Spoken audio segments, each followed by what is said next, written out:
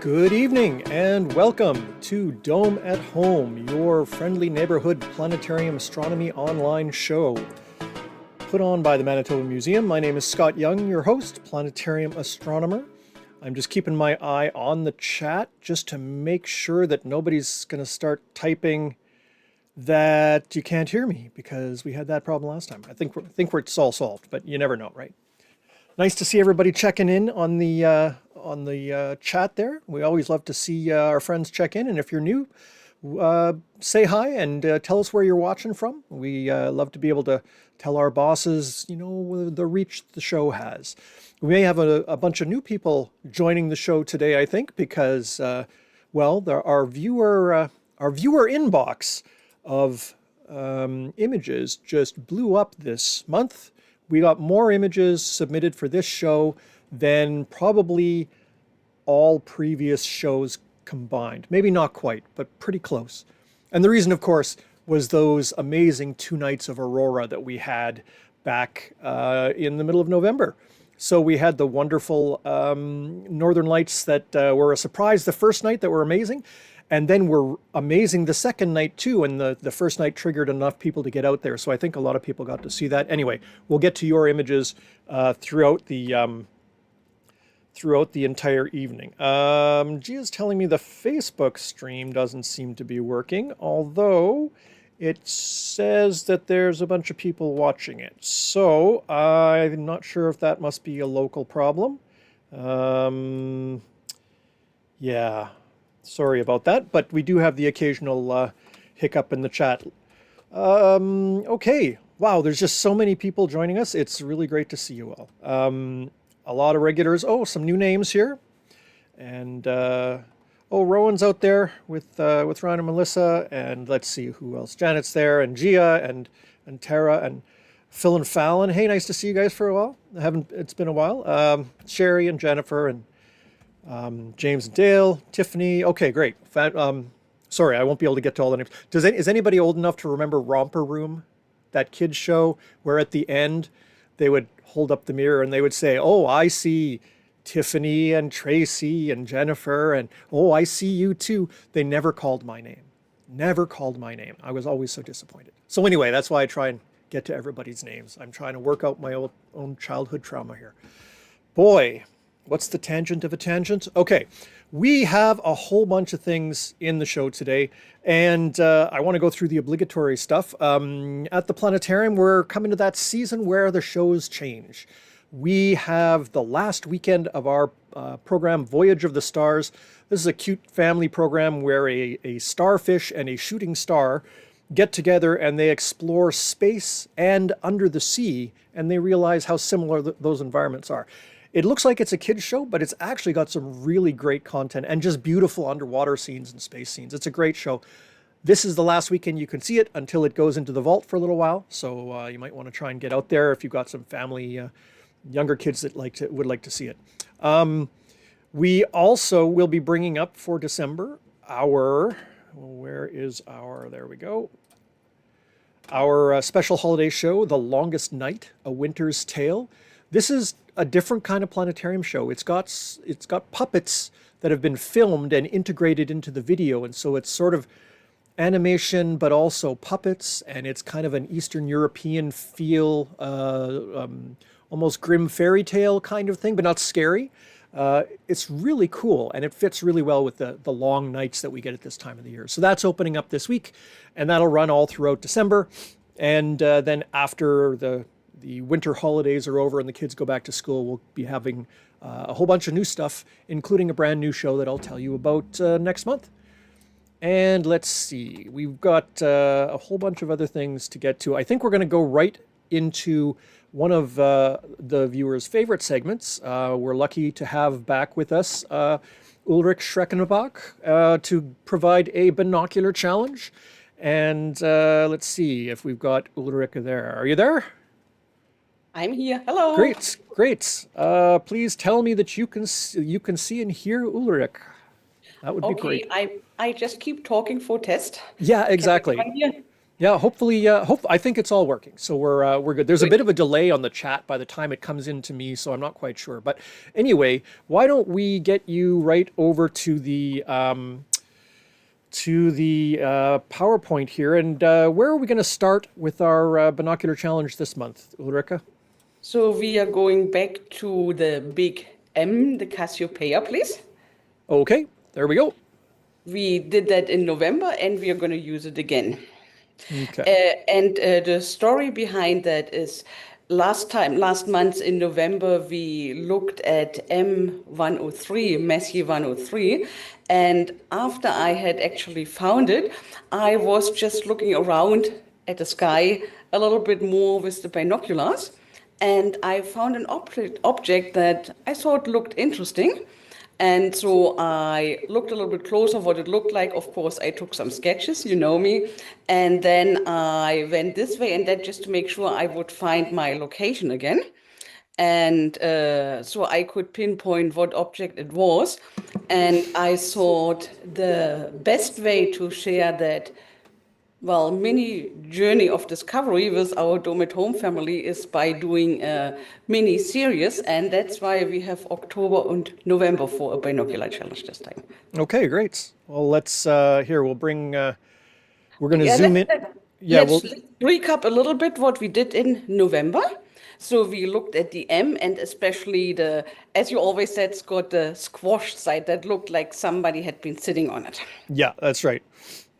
And there are the two stars. I always refer to them as the middle star because it's the middle of that triangle, and then the outer star. Right. Very good, yeah. And for November, we started at the middle star, went down towards the outer star about 1/5, and then out at a 90-degree angle. And then this way we arrived at M103. Right. And we also had like a little bit off to the right, we had three stars that form an arrowhead, really pointing towards the object of our desire, M103. Yeah, I think that was those three right there, and then pointing down to it. Yeah, the angle's a little bit different than the image last year or last month because of the rotation. Right. Okay. So we have the same starting point this time. So we go back to the middle star of the squashed side of M, and we go again towards the outer star, but this time a little bit further than in November, about halfway.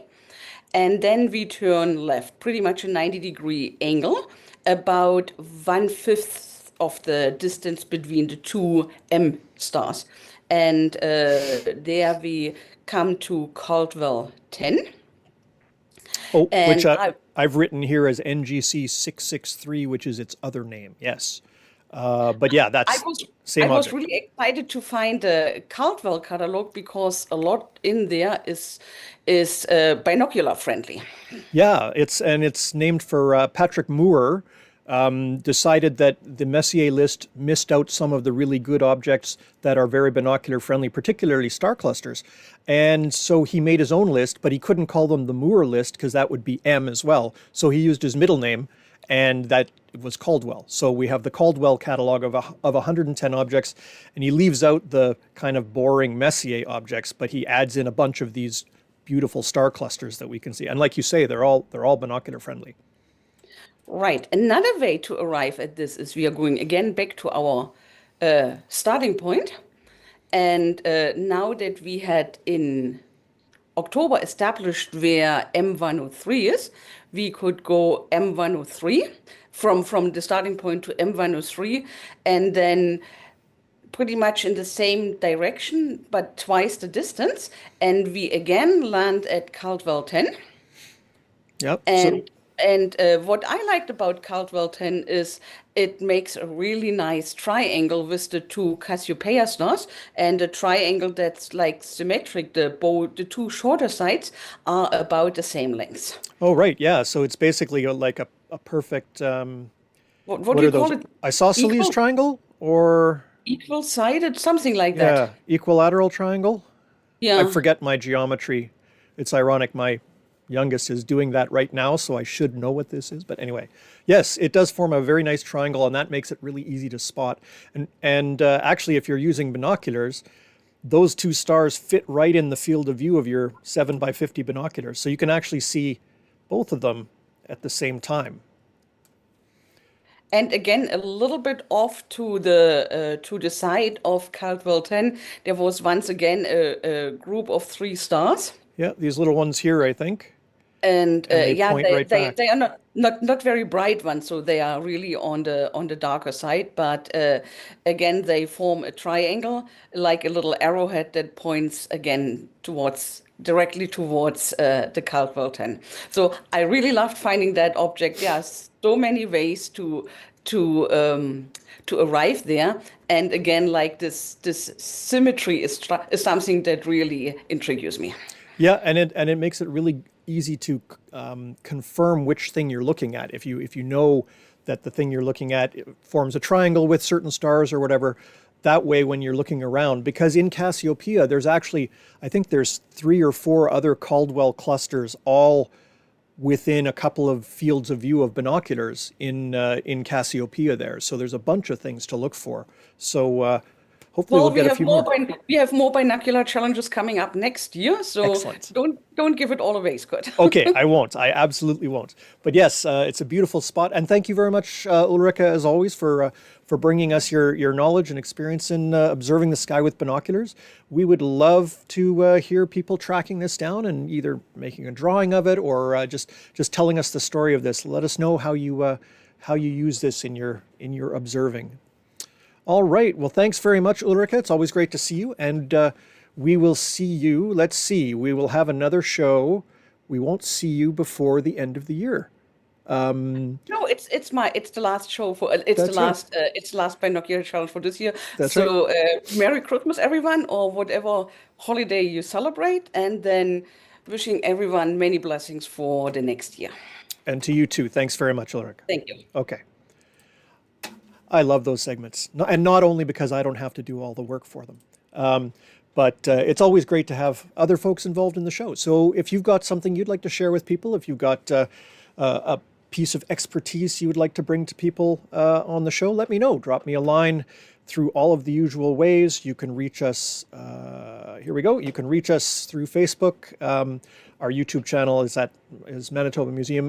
Direct email to me is space@manitobamuseum.ca, and you can track us down that way. All right. Now, that mailbox nearly flooded in the last couple of days because I asked people, send us your pictures, and then I sent out a reminder this time saying, hey, remember, you probably took some neat Northern Lights pictures. I'd love to see them. And you responded. And thank you very much for doing that, because it gives us a great way to remember the Remembrance Day auroral storm of 2025. This will be one of the events that goes down in history as one of the better aurora storms in history.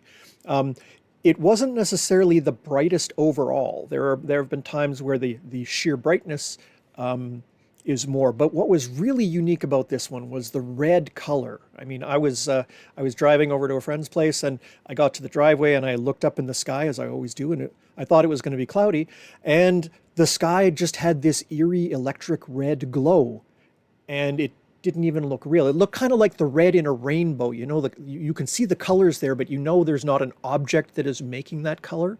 It's very weird kind of light. Anyway, I knew it was aurora, so I started snapping pictures, and from that point on, all the way till dawn, there were amazing northern lights, and you sent us some great pictures. So we're going to go through, I didn't put every single picture up that you sent me, but everybody that sent me pictures has some pictures in this segment here. So let's see here. We've got Tracy's first picture here on the left.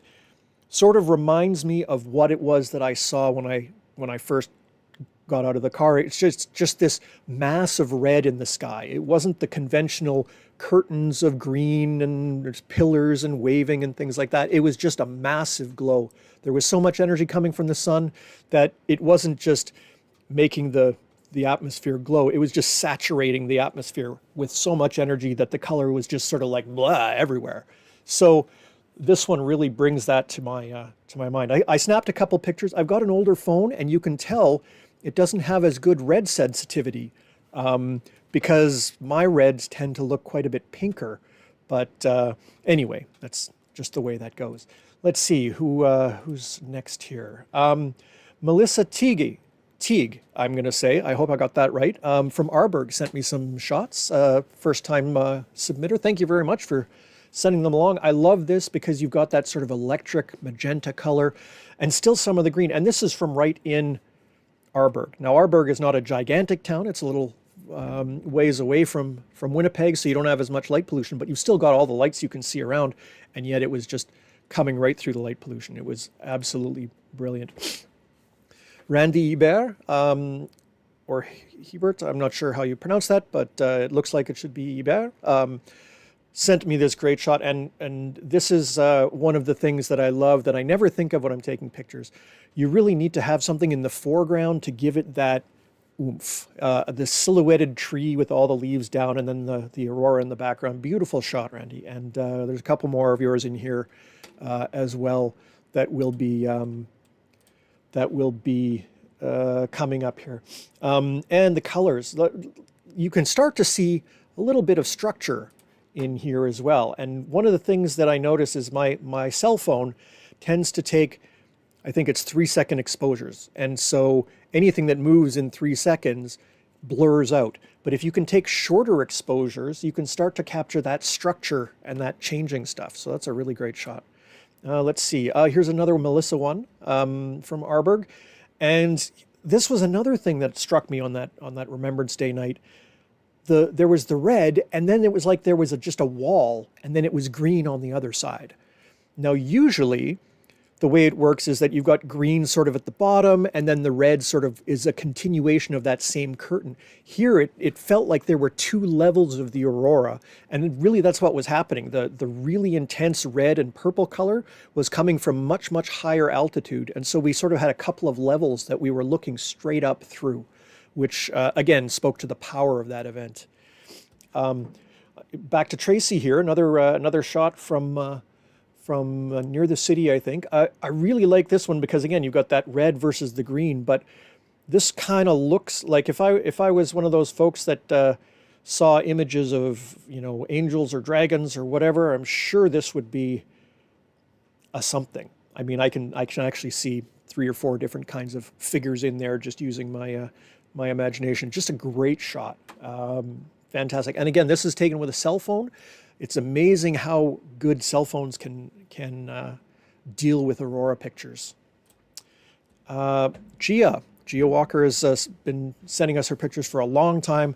This is one of the spectacular shots that shows the activity, and this was right up kind of overhead, I think.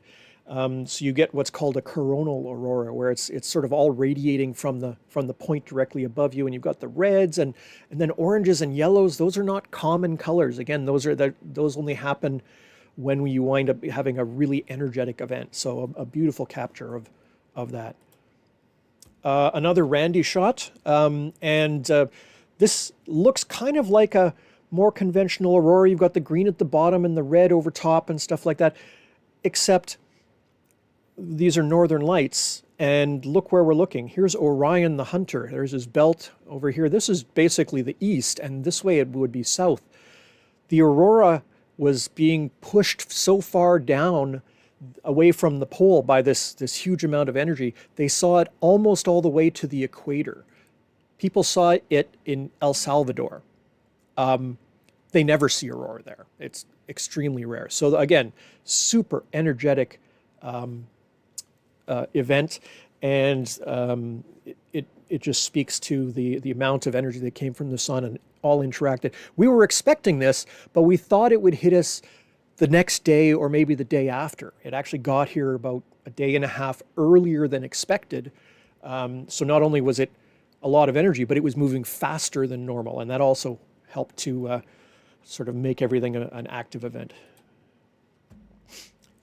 Dana Stam sent a few pictures here, and I love this. First, we were talking about foreground. Well, you've got the foreground tree here, and then you've got the foreground puppy looking, checking out the camera. Now, this was early in the morning on the evening of the 11th into the morning of the 12th. And I can tell because this is Jupiter right here. This is Castor and Pollux.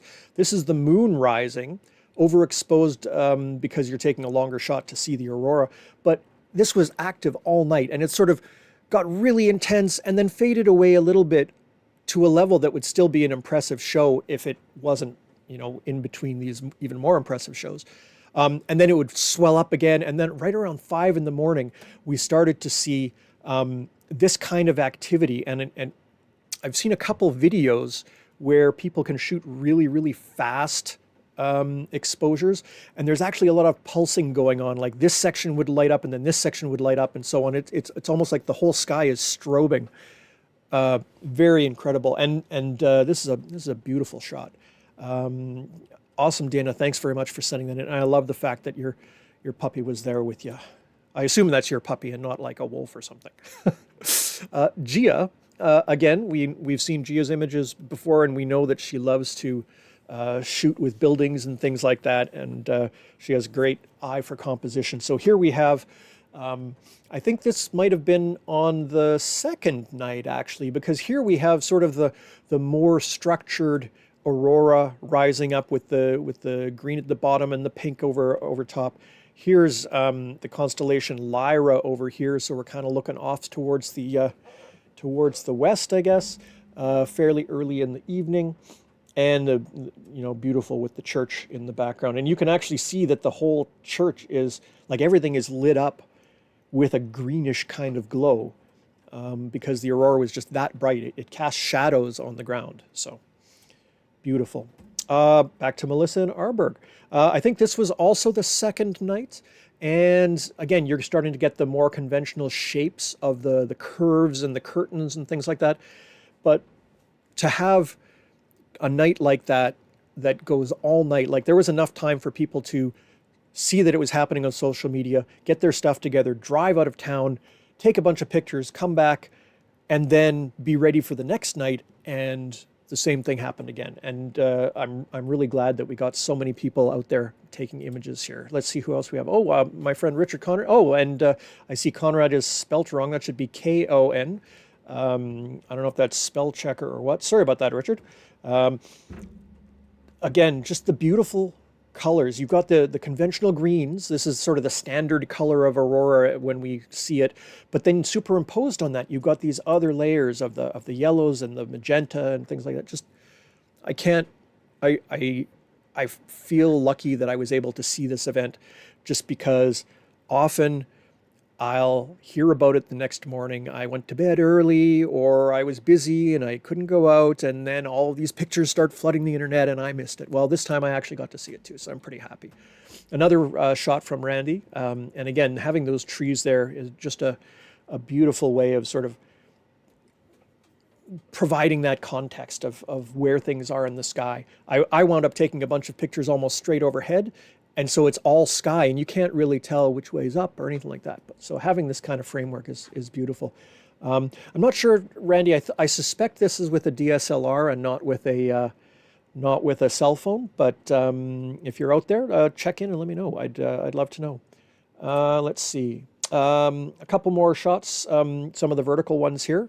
So I had to put them together. Again, a Tracy image on the left, and like look at the level of light that we're in. The houses here, they look like they're lit up in daylight. There's yard lights or street lights or whatever all around, and yet the sky is still coming right through. And then Melissa's shot, same thing. Like here, I don't know if are you up on your roof? I'm not sure exactly where you are. Oh, maybe on a deck or something like that. But all the lights of the city, it looks like it's almost lit up like day, and yet the northern lights cutting through that. Incredibly bright and beautiful images. Jacqueline Drummond sent us an image. This was a great one too, just sort of like a happenstance shot of, hey, the northern lights are, I'm going to take a shot, and came out with this beautiful picture. I mean, it really is it sort of captures the essence of the Northern Lights. You got all these little structures in here, the little pieces that are moving, and a little bit of the pink here up at the top. Yeah, and again, even with the light down at the bottom there, we're still able to see. And again, same with Tracy. It looks like this is a daylight shot of the buildings, but the Northern Lights are cutting through. Let's see, we've got a few other. Oh, Gia went out the second night when she knew it was going to happen, and she picked a rather photogenic location. This is obviously in St. Boniface, looking back at the Riel Esplanade and the Museum for Human Rights and Portage and Main and so on. And even with all that light, like they have lights on each of the cables that hold the bridge up. I mean, there is excessive amount of lighting in this region, excuse me, and yet you still have a few stars and then the aurora sort of rippling all in behind it. Nice job. This was also the second night, and Tracy got some really interesting structure here. I'm not sure, the camera just happened to pick the right exposure, and Tracy happened to pick the right time to really see these sort of striations, these lines. These lines are basically the lines of magnetic force from the Earth, and the energy from the sun is flowing along that, and as it flows along that, it hits the air and it makes it glow. So basically, you've captured the magnetic field of the Earth here that is kind of made visible by the aurora. And Dana, I had to use this one as a final shot because I love it when people take portraits or silhouette themselves out in the sky. And I think your email said this is you trying to project peace out into the world, and just a beautiful shot. So thank you very much for sending this in, and thank you all for sending in your aurora pictures. If I didn't show all of your pictures, sorry, it's we have limited amount of time, but man, there were just so many great shots. There were no bad shots that were sent. They were just all amazing. I took out almost all of mine because yours were all better. So great job, everybody. And it's about being ready. It's about having your camera ready to go and knowing where you might want to go. I know some of the photographers sort of scout out places in advance so that when the aurora happens, they're driving to a place where they know where it is and they know it's not, private property or full of like coyotes or whatever. But if you are able to do that and get out, it really pays off because, man, these shots are beautiful. Great job, everybody. Now, we did have a couple of other things that were in the sky, and Krish down in Texas, I hope you're out there. Nice to hear from you. He's using one of those smart telescopes, and here's a picture of Comet Atlas, not that Comet Atlas, not the one that, the interstellar one, but this is a different Comet Atlas. Pretty soon they're all going to be called Comet Atlas because Atlas is the name of a gigantic robotic survey telescope, and its job is to just discover comets. So literally it's going to find pretty much all the comets. But this is 2025 K1. This is a single shot, just that's the little fuzzy thing there. And normally when you take a picture, you take a bunch of pictures, you stack them all together. Well, when you do that with a comet, well, it's moving. And so you wind up with a neat shot like this. So here's the comet as it moved over the course of I don't know, probably about 10 minutes or so of exposure time. And so it sort of blurs out a little bit, but it's a great shot of the comet. Now, I actually wound up shooting this very same comet the same night, but it's not shot with the same kind of gear. I actually was using one of the telescopes that you can basically rent down in Chile. And so they're black and white cameras, so you have to take pictures in white light and then with a red filter and a green filter and a blue filter, and then you put them all together. It takes a huge amount of work to just get a picture out of it.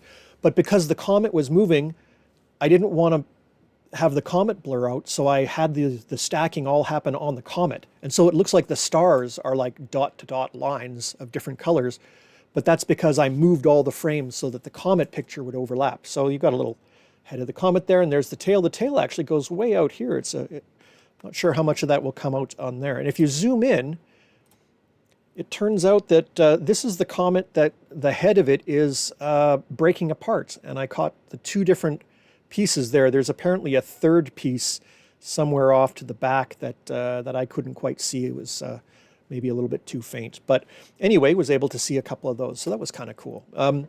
We've had 3 comets this year that have been relatively worth looking at in binoculars or better. That's not bad. So we'll see what comes up, and we'll see what the next comet atlas will look like.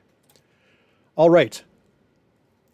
We're halfway through the show, and basically all we've done is your images. And I love that. This is please send me pictures, because I love being able to just share the images that you all collect and so on. But we do have a few other things that we're gonna do here.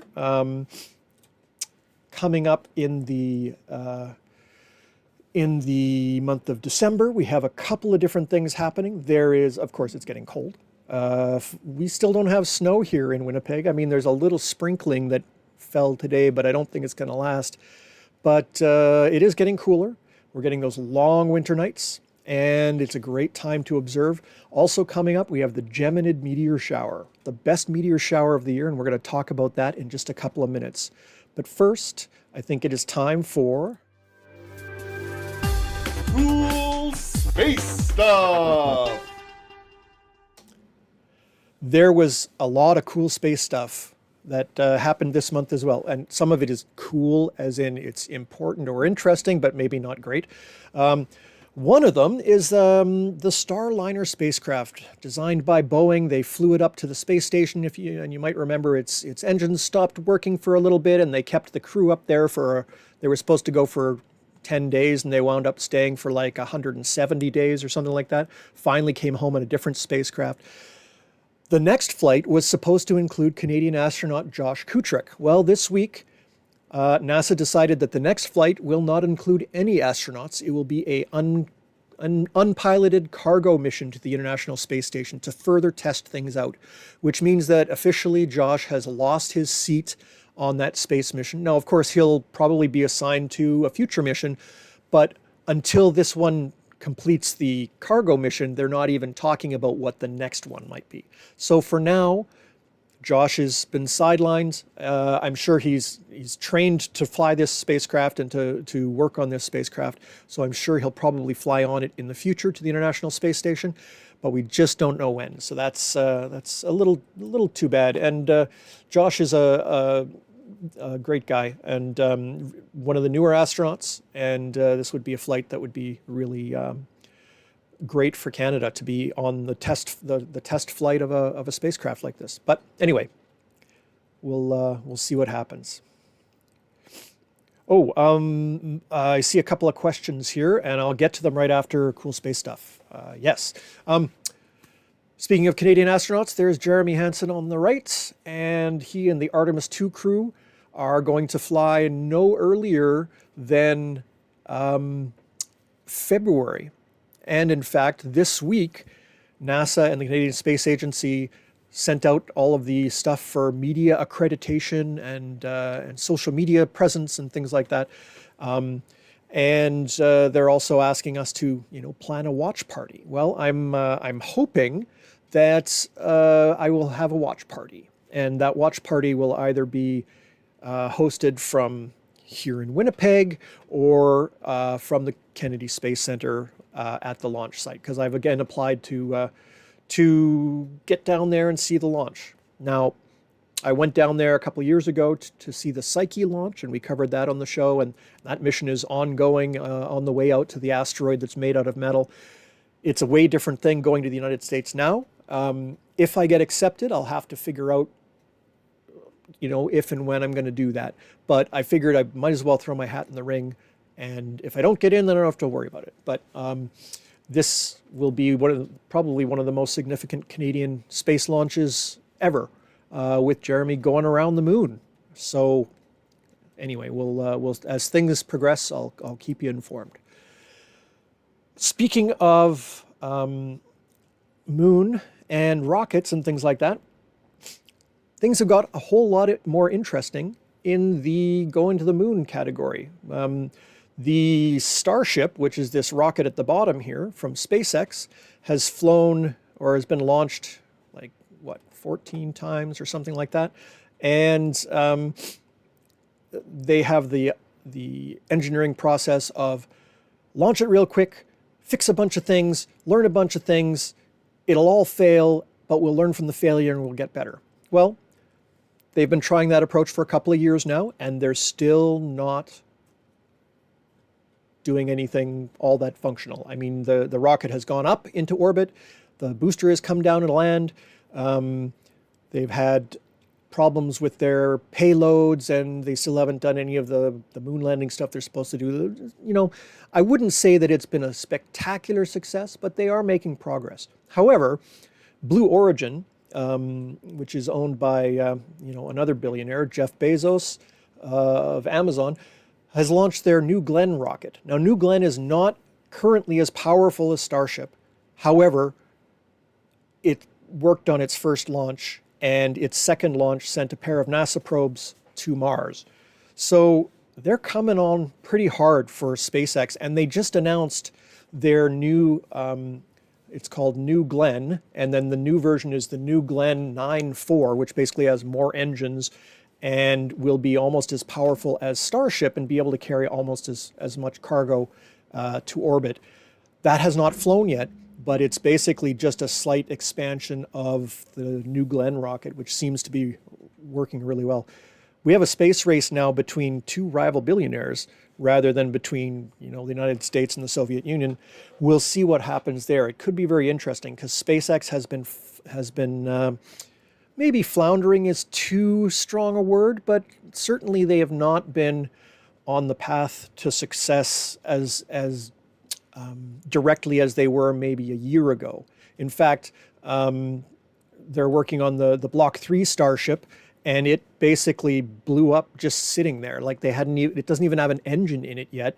They were just doing some very basic pressure tests, and the whole side blew out. I don't know if that's a manufacturing problem, a design problem, a quality control problem, but I mean, if your rocket blows up just sitting there, I'm not taking it to the moon anytime soon. So I don't know what's going on there. It'll be really interesting to see. And of course, there's all sorts of internet sleuths that think they have the information to decide what's going on. I don't think we're in a position to decide that yet, but NASA has started to look around for other people other than SpaceX for some of these mission critical things like the moon landing that's supposed to happen on Artemis 3. So definitely something to watch. Speaking of NASA, a little while ago, they nominated one of Elon Musk's buddies, Jarek Isaacman, to be the head of NASA. And then Elon Musk and President Trump had their little falling out, and President Trump withdrew the nomination.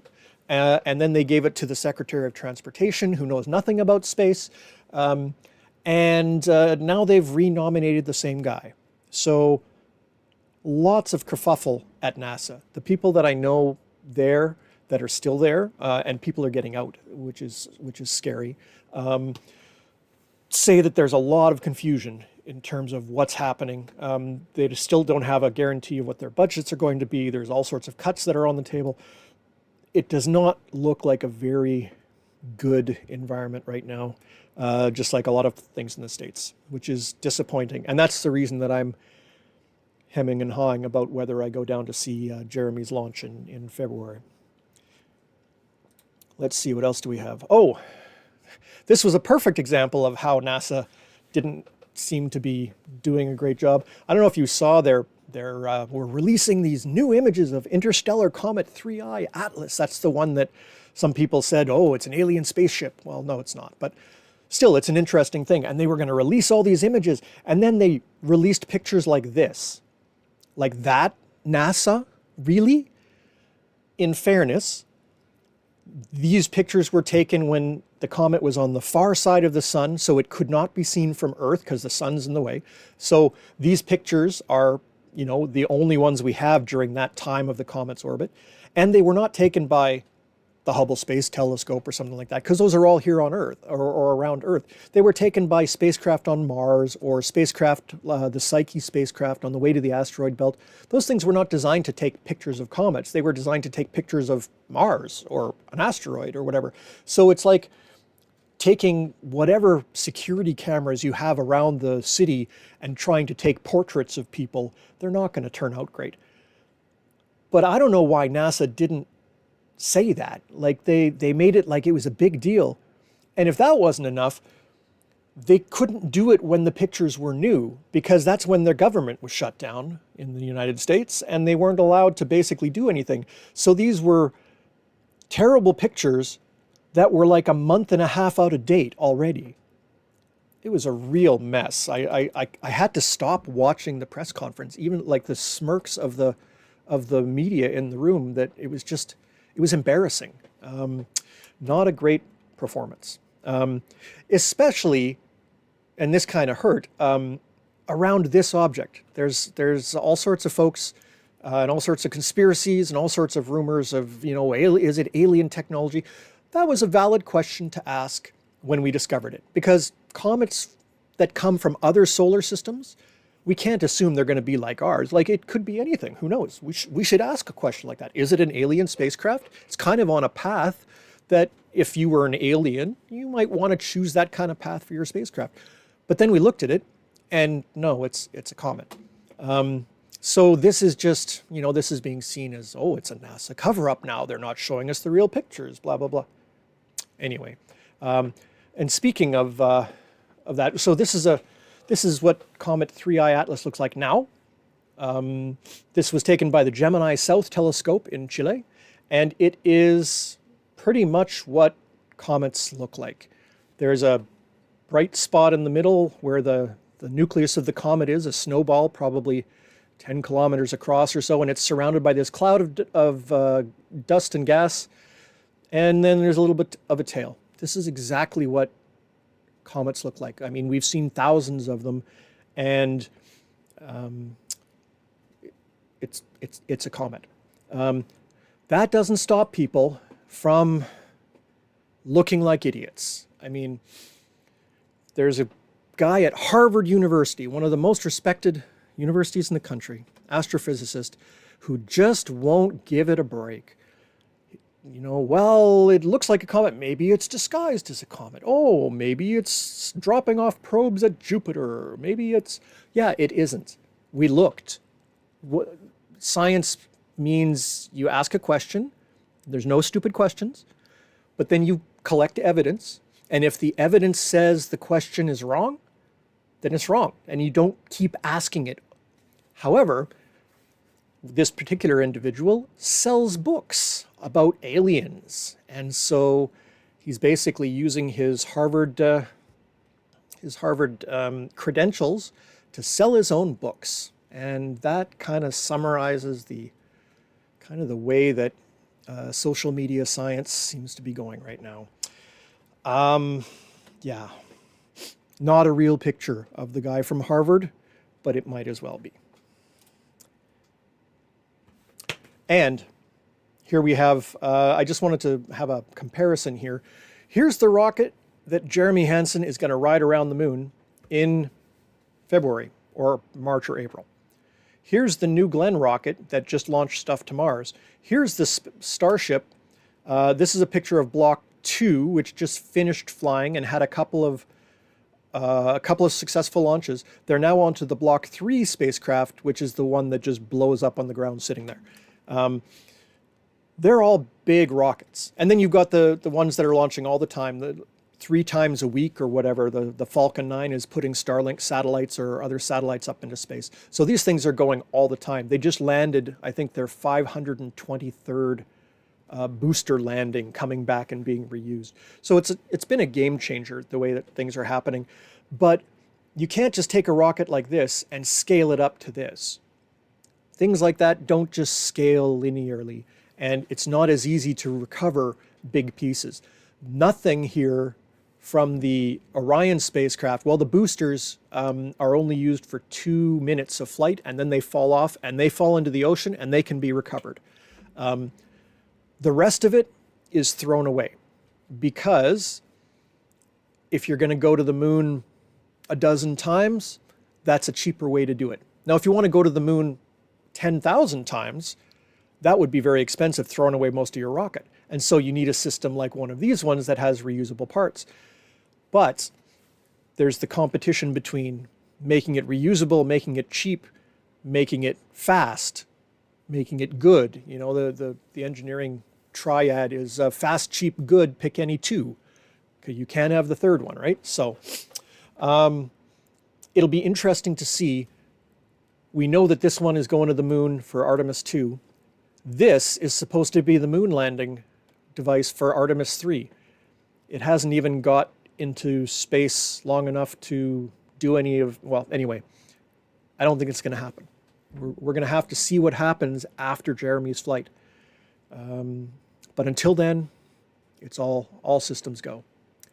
Okay, we had some questions here that I wanted to make sure that we got to here. Let's see, there was a question about telescopes. Yes, telescopes that you can rent. So there's a program called iTelescope, itelescope.org, and it's a membership. There's all sorts of different tiers of membership. I pay $40 a month, and that gives me 40 minutes of exposure time per month to take pictures on a variety of telescopes.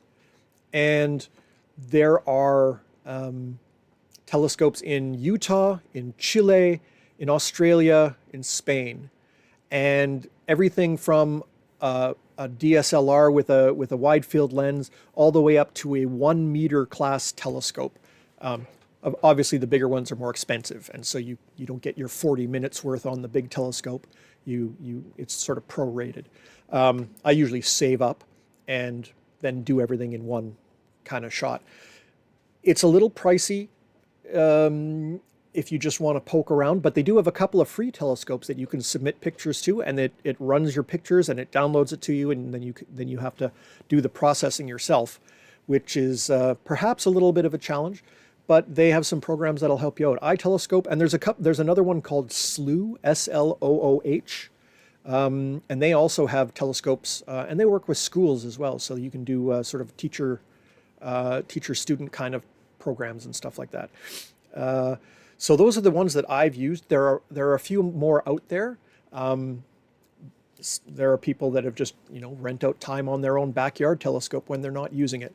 But the iTelescope one is the one that I've definitely had some good experiences with. Let's see here. Thanks, James. I see you too. Let's see. There was another question. Tiffany was telling us about their aurora and went down to the river to get more open sky. Yeah, it was pretty cool. There were people out looking at the sky spontaneously. People that normally don't look at the sky. When I got home to my place, I could hear my neighbors across the fence, and I talked to them in the daytime, but they're not sky watchers. But they were out, and they were like, "Oh, look at this." It was really a kind of a special moment to get out there, for sure. There was another question here. Where is it? Safety concerns now regarding NASA launches. Great question, Val. So there are safety concerns. SpaceX managed to get a bunch of their regulatory issues solved when their CEO bought the US president and had him change NASA and give him all the information that he ever wanted. So safety is kind of not really a priority. The big rockets that SpaceX launches, like the Starship that launching from Florida, if they go off course, they can go over populated areas. They have a history of exploding. There's the issue of, if something blows up on the pad, how far away do you need to be? Well, when I was at the Psyche launch, we were 4 kilometers from the pad because if it exploded on the pad, the concussion sound, just the sound pressure of the explosion kills everybody within like 3 kilometers instantly. So you can't be closer. You can't be that close, ultimately.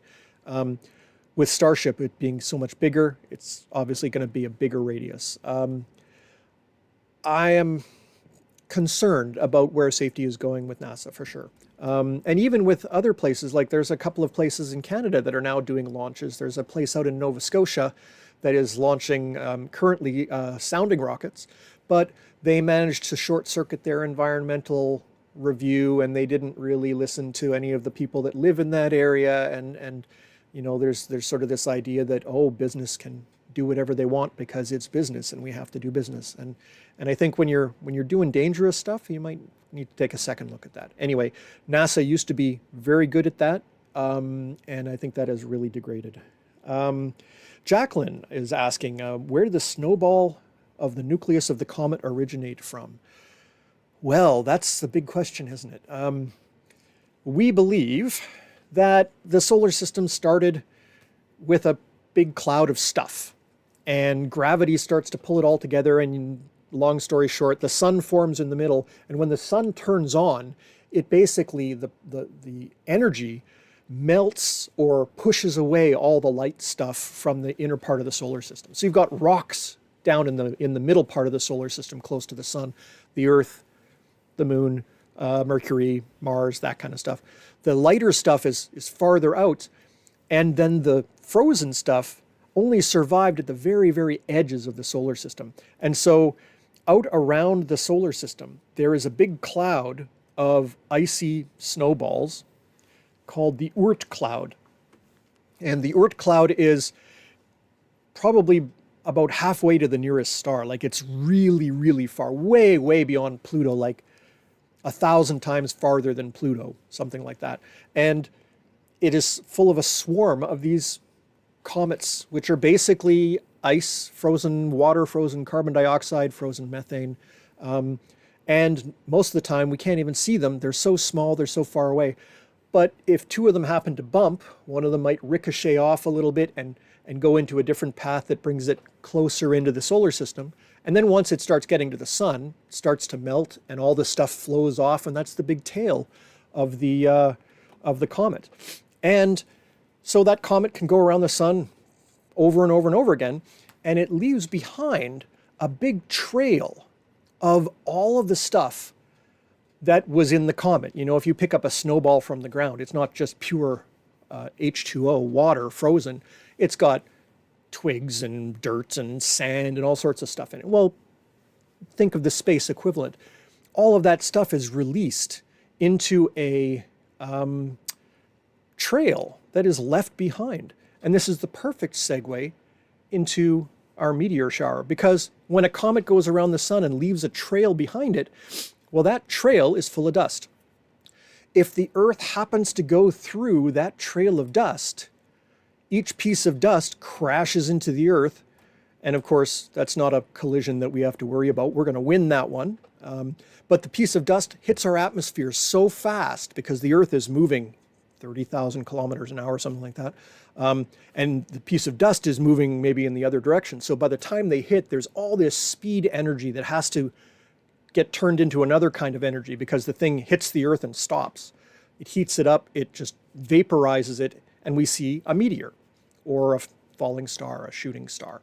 That's what a meteor shower is. We're basically going through the trail of dust left behind by a comet. Coming up in December, we'll actually go through a very unique dust trail. This is a dust trail not left behind by a comet, it's left behind by an asteroid. This is an object called Phaeton, and it is just a rock. There's no more snow or anything. Maybe it's a comet that's just gone around the sun so many times that all the snow and ice is gone. Who knows? It gets really close to the sun. I mean, if you look at the diagram here, it flies way closer to the sun than Mercury. So any ice on it would be fried, boiled away. But all of that dust and stuff is still in that trail, and the Earth goes through that trail round about the 12th and 13th of December every year. Now, the actual asteroid's orbit goes above the Earth, so it's not an asteroid that is going to hit us, but because all the cloud sort of spreads out a little bit, its little particles do. And these particles are nice and big, and they make nice bright meteors. And so we will see the Geminid meteor shower coming up on the 12th, 13th, 14th. Now let me get over to our planetarium here, Stellarium. Here's the sky on the, here, let's go to the evening of the 13th. Round about 7:30, here's the constellation Gemini over here with the planet Jupiter right next to it. And the radiant of the meteor shower, the Geminids, is right about there. So all the meteors will go, if you trace them backwards, they would all come from there. But one might go off this way, one might go off this way, one might go up, but they're all going to be radiating out from that spot. As the night goes on, that spot gets higher and higher in the sky. By about 10:30, that spot's actually pretty much high up, halfway up the sky, and by the time you get to about 1:30, that spot is almost at the zenith, the point directly over our head. Here, I'll zoom in a little bit. There we go. That's kind of like from the horizon to the point overhead. As it gets up high like that, we can see more and more meteors. Most meteor showers are terrible. Like, you see a handful of meteors in an hour. The Geminids are the best ones of the year. 112 per hour, that's already taking into account all of the reductions due to the various factors. If you get to a dark location on the night of the 13th and the morning of the 14th, and you stay up to midnight, you'll see a meteor every minute, or maybe 2 meteors every minute. It is the best event of the year. And we're lucky because the moon actually doesn't rise until, like 3 in the morning. There's the moon finally coming up. It's just a thin little crescent anyway, so it's not going to really interfere as much. So you can get out away from city lights to a nice dark location. You can watch the sky, let your eyes dark adapt. Don't look at your phone. As soon as you look at your phone, you've ruined your dark adaptation, and you won't be able to see meteors for a few minutes. So it's not worth it. Disconnect. Commune with the sky. Watch the constellations go overhead, and you'll see the Geminid meteor shower. It really is a great thing to watch. No equipment required except maybe a lawn chair, a blanket, a thermos of a nice warm drink, a couple of friends. It is winter, so make sure you travel safe and you dress warm and you don't get yourself stranded in the middle of nowhere. We're looking at maybe gathering somewhere for a Dome at Home Geminids event. So if you're interested in that, drop me a line at space@manitobamuseum.ca, and that way I'll put you on the list so that you can keep in touch, and we'll make sure that we can make you aware of where we're going to go. That we didn't need there. Okay. And let me see. There are just so many things that we can observe in the sky. I'll bring a telescope along as well. We'll take a look at Jupiter. It'll be a fun time. So yeah, drop me a line or hit me up through the socials, and I'll make sure you're on the invite list for that. That'll be the night of the 13th. It is during the week. I can't... you can go out the night before. You'll see probably a third as many meteors. And the night before that, you'll see about a handful. Basically, it's an event that peaks very quickly and fades very quickly. So again, drop us a line. We'd love to join you out there under the stars. Thank you all for coming. The show went a little bit long today, but I really didn't want to skimp on any of those images that you all sent me. Thank you very much. Have a great evening. I hope you get a good chance to get out under the stars, and I hope that we do have some clear skies coming up. I'm looking forward to some clear observing time with our long winter nights. We'll see you the last Thursday of December with our year-end show and the look ahead to all the cool things happening in 2026. Thanks, everyone. Have a great night, and we will see you soon. Good night.